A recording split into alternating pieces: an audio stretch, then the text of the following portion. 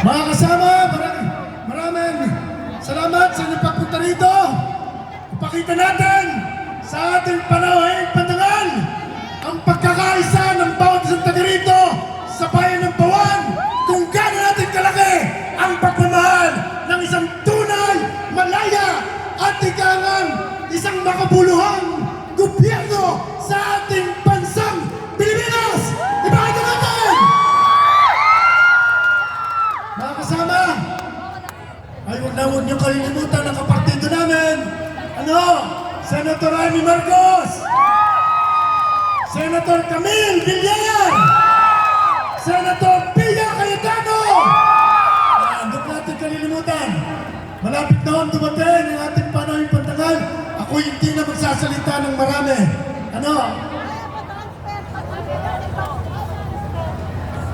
Tinatanong ninyo, Manang, tinatanong niyo kung anong kwento ng mansanas at bayabas. Ang sabi Bayabas, no to mansana. ganito yan. Sino ang bayabas?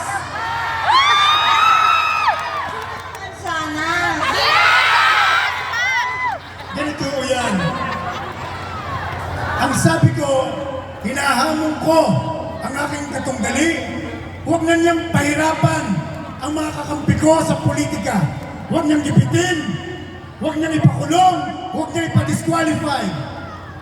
Inahamon ko siya na dito sa entablado kami magdimate, magkaroon ng argumento. Ang sabi ko, ibigay niya sa harap ng tao kung ano ang kanyang nagawa, kung ano ang kanyang ginagawa, at ano ang gagawin niya.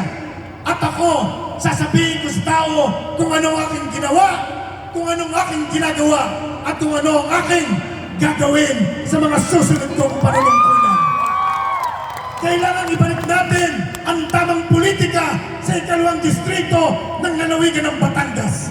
Ibalik natin na huhusgan kami ng mga naharap sa bayan kung ano ang aming ginawa, kung ano ang aming ginagawa, at kung ano ang aming gagawin.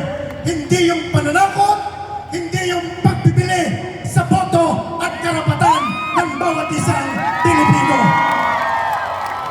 Ay mali ang kuha. Hindi yung nakuha ng isang siya daw ay magaling na abogado. Hindi daw siya makikipaglaban at makikipagdebate sa akin dahil hindi daw kami magkaparehas. Siya daw ay abogado at ako hindi abogado. Ay hindi naman legal issue ang aming pagdidebatihan, kundi yung aming accomplishment at kung ano yung aming plataforma de gobyerno. Ay ang problema, mahinang umunawa. Ay bobo. Masama na ugali. Bobo pa. Ay ngay sabi ho, aba, ang